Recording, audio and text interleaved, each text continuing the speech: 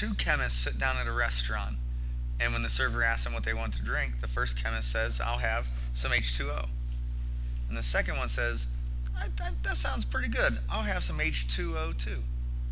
And then he died. Yeah, get it? So, let me show you. H2O is water. H2O2 is hydrogen peroxide. So he died. It's not funny. But it is kind of funny because we're talking about hydrates right now. And hydrates are anytime a compound has water that's attached to it. And sometimes we want to know the percent composition of the hydrate.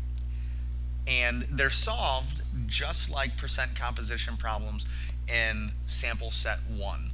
So if you want to revisit that video, if you're stuck on this, that would be a good thing to look at. One thing that I hope you're starting to see is anytime you see a compound, immediately figure out what the compound's molecular mass is, because you'll need that to solve the problem. So just do it off to the side somewhere. What we do is we write down what we have, and we are going to start off. Here's our whole equation. I'll put brackets around it. We're going to start off trying to find the percent composition of water. We know that water is H2O, so it's H times 2 equals 2.0, and oxygen times 1 equals 16. It's actually 2.01, so 16.00 when it's rounded. So when we add those together, we know that the percent of, or the molar mass of water is 18.01 grams of H2O for every 1 mole of H2O. So we just kind of set up the initial molar mass, not the atomic molar mass, but the whole molecular molar mass, which is when you add everything together.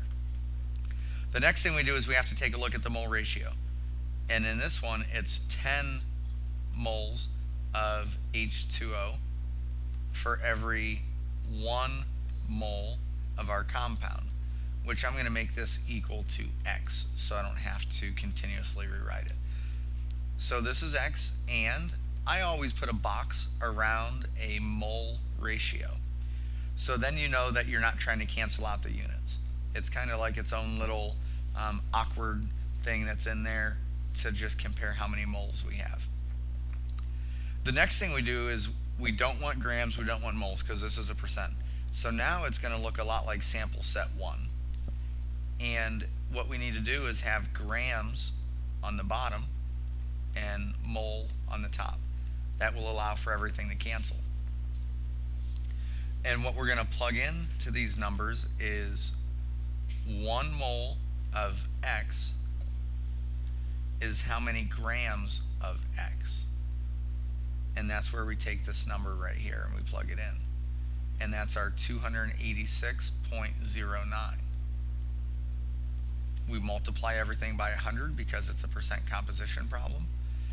And you basically put in 18.01 times 10 divided by 286.09 and you times 100, and you get 25.71% of H2O in your hydrate solution of sodium carbonate.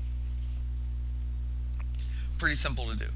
And I would write the answer down for the next one, but the answer is already given to you right here. So you can practice solving and see if you're able to do it.